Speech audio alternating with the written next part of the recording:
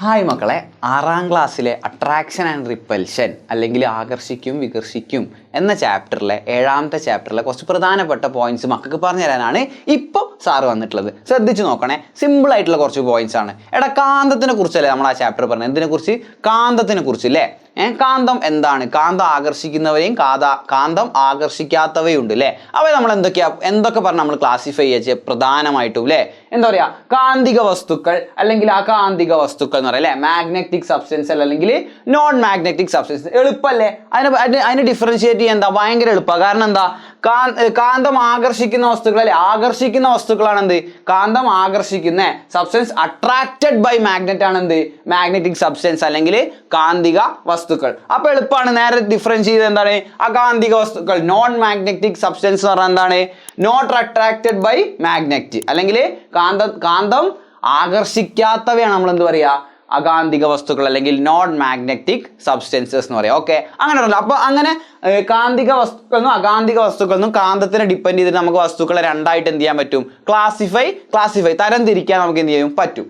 അങ്ങനെ നമ്മൾ നോക്കുമ്പോൾ കാന്തത്തിന് എന്ത്? രണ്ട് ധ്രുവങ്ങൾ, രണ്ട് എൻഡുകൾ ഉണ്ട് അല്ലെ? കാന്തത്തിന് നോക്കുമ്പോൾ കാന്തത്തിന് ഇപ്പുറം ഒരു അറ്റുണ്ട്, ഇപ്പുറം അറ്റുണ്ട്. അപ്പൊ കാന്തിക ധ്രുവങ്ങൾ അല്ലെങ്കിൽ മാഗ്നറ്റിക് പോൾസിന്റെ പ്രത്യേകത എന്താ? കാന്തത്തിൽ ഏറ്റവും കൂടുതൽ ശക്തിയുള്ള, ഏറ്റവും കൂടുതൽ മാഗ്നറ്റിക് പവർ ഉള്ളത് എവിടെയാ? കാന്തിക ധ്രുവങ്ങളിലാണ്. ഓക്കെ ആണല്ലോ? എവിടെയാണ്? കാന്തിക ധ്രുവങ്ങളിലാണ് ഏറ്റവും കൂടുതൽ എന്തുള്ളത്? കാന്തിക ധ്രുവങ്ങളിലാണ് ഏറ്റവും കൂടുതൽ കാന്തത്തിന് ശക്തി അനുഭവപ്പെടുന്നത്. ഓക്കെ ആണല്ലോ? The end portions of magnet where magnetic force is strongly felt എന്ന് പറഞ്ഞാൽ ഏറ്റവും കൂടുതൽ ഉള്ളത് എവിടെയാണ്? പോൾസിലാണ്. അറ്റങ്ങൾ, രണ്ടറ്റങ്ങളിലാണ് എന്തുള്ളത്?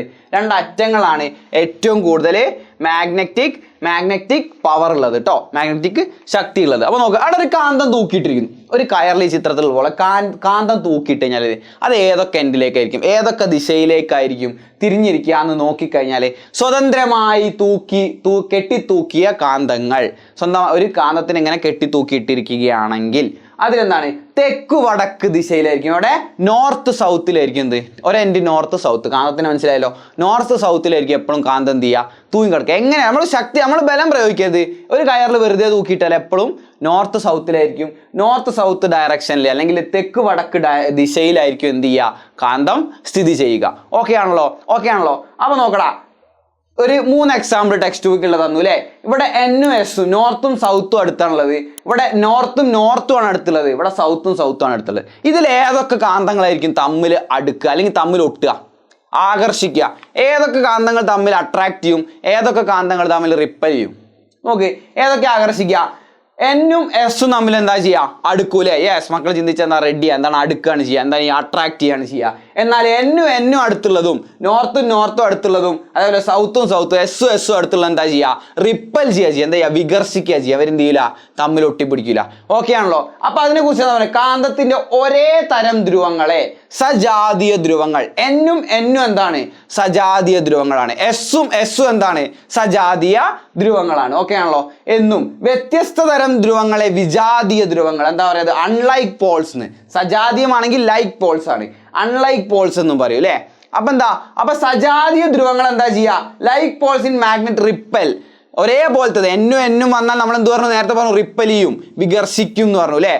എസും വന്നാൽ നമ്മൾ എന്ത് ചെയ്യും? വികർഷിക്കും. അപ്പൊ ലൈക്ക് പോൾസ് അല്ലെങ്കിൽ സജാതീയ ധ്രുവങ്ങൾ തമ്മിൽ എന്ത് ചെയ്യും? കാന്തത്തിൽ വികർഷിക്കും. ഓക്കെ ആണല്ലോ? എന്നാൽ ഒരു എന്നും ഒരു എസും എന്താണ്? അൺലൈക്ക് പോൾസ് അല്ലെങ്കിൽ വിജാതീയ ധ്രുവങ്ങൾ വന്നാൽ എന്ത് ചെയ്യും? തമ്മിൽ ഇവരെ ആകർഷിക്കും അല്ലെങ്കിൽ ഇവർ തമ്മിൽ എന്ത് ചെയ്യും? അട്രാക്ട് ചെയ്യും. ഓക്കെ ആണല്ലോ? അൺലൈക്ക് പോൾസ് അട്രാക്ട് ഈച്ച് അതറും ലൈക്ക് പോൾസ് എന്ത് ചെയ്യും? റിപ്പൽ ചെയ്യും. ഓക്കെ ആണല്ലോ? ആ പോയിന്റ് എന്ത് ചെയ്യണം? ഓർമ്മിച്ച് വെക്കണം. ഓക്കെ ആണല്ലോ? നോക്കടാ, അടുത്തത് കാന്തിക മണ്ഡലം. എന്താണ്? Magnetic field. കാന്തിക മണ്ഡലം എന്ന് പറഞ്ഞാൽ എന്താ? Magnetic field.